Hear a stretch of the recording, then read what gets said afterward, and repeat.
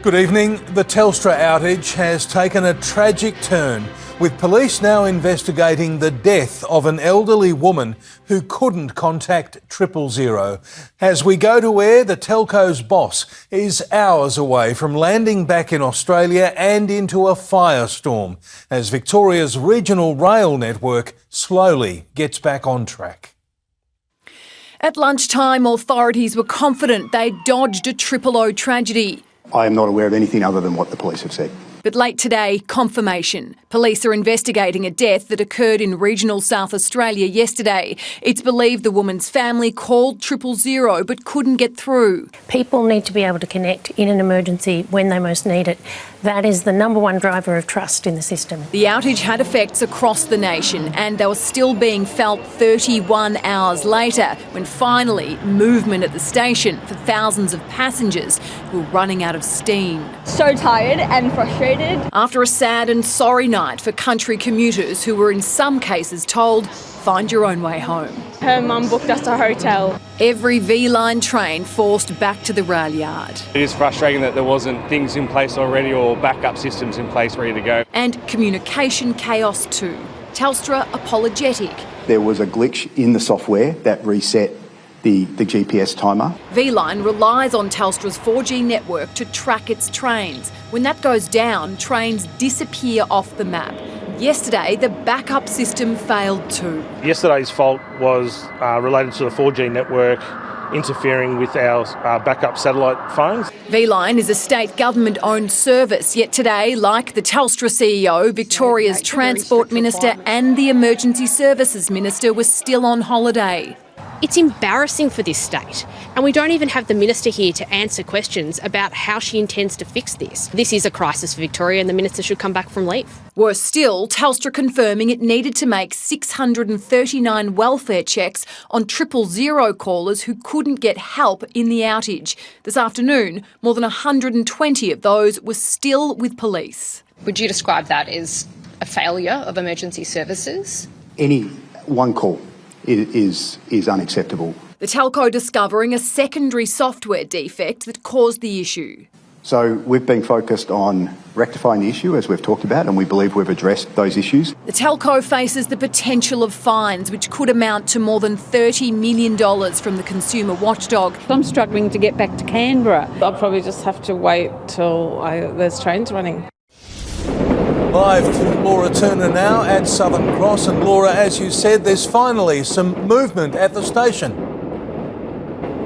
Yeah, there is finally some passengers getting on V-Line trains here tonight. And also, Mitch, finally the state government has put their head up on this issue. We haven't heard from them all day. Now, about an hour ago, Jacinta Allen put out a statement saying that all V-Line passengers will be compensated. They'll also get 2 days free travel, and she expects Telstra to compensate them dollar for dollar too. She's also said that she expects more of a telco that has such a stranglehold on our essential services. I dare say there's a lot more to come on this story, Mitch. Yes, indeed. Laura Turner at Southern Cross Station. Thank you. The Indian Prime Minister is receiving a rock star's reception in Melbourne. Live to Blake Johnson inside Marvel Stadium tonight. And Blake, tens of thousands of supporters are gathering to see Narendra Modi.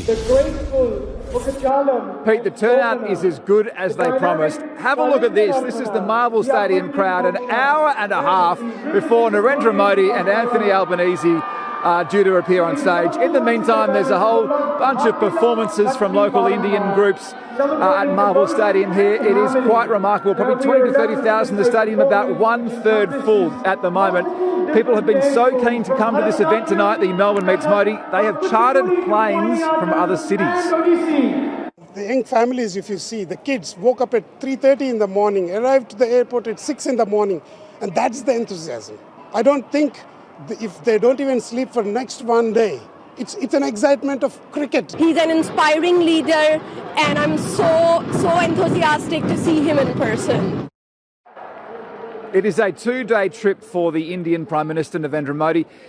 We've seen protests follow him around town today, most recently out the front of Marvel Stadium, people with Australian flags and signs saying that Mr Modi was not welcome. They were quickly drowned out by the Indian community groups and their giant drums. A tarmac welcome for Narendra Modi, India's Prime Minister, greeted by a federal one, then a Premier, with an 18-second handshake. PM with PM had to wait until AM. A business breakfast at the Sofitel where compliments were main course. You are the living bridge between our nations. This is Modi's third Australian visit, the most of any Indian leader. This time he wants our uranium, striking a deal for billions of dollars of the radioactive element to fuel India's growing power demands. And give our clean energy objectives fresh momentum. Providing an additional market for the Australian resources sector. Australian Super will invest $500 million in India's investment and infrastructure fund. The relationship has gone beyond culture and cricket and commerce to actual business and collaboration between the two countries. Modi, go back! No uranium for you! Protests followed Modi around Melbourne. The Indians will misuse it against the minorities in India. About 1 million Indian-born people live in Australia. Going by their signs, this group doesn't like that. Turns out that slogan is popular. This is about as close as we'll get to Narendra Modi on his trip to Melbourne. He famously avoids unscripted news conferences, preferring instead more stage-managed appearances. Modi critics claim he's authoritarian. Fans say he gets things done. India's fast-growing economy and increasing political power make the country an attractive ally. Tomorrow, the topic, cricket, announcing a deal for the Big Bash League. Blake Johnson, 7 News. A former trainee surgeon has pleaded guilty to 13 charges after admitting he secretly filmed hundreds of female colleagues at several Melbourne hospitals. It was a moment of justice for victims, with dozens now seeking compensation over his depraved act. For a man who likes to film others, Dr. Ryan Cho hates when the tables are turned. Outside court, he hid his identity behind a cap, a mask and sunglasses. Inside, he's admitted to secretly filming his colleagues in the bathroom at hospitals across Melbourne. Videotaping them in the most private of circumstances. I mean, you're going to the toilet for crying out loud. Who does that?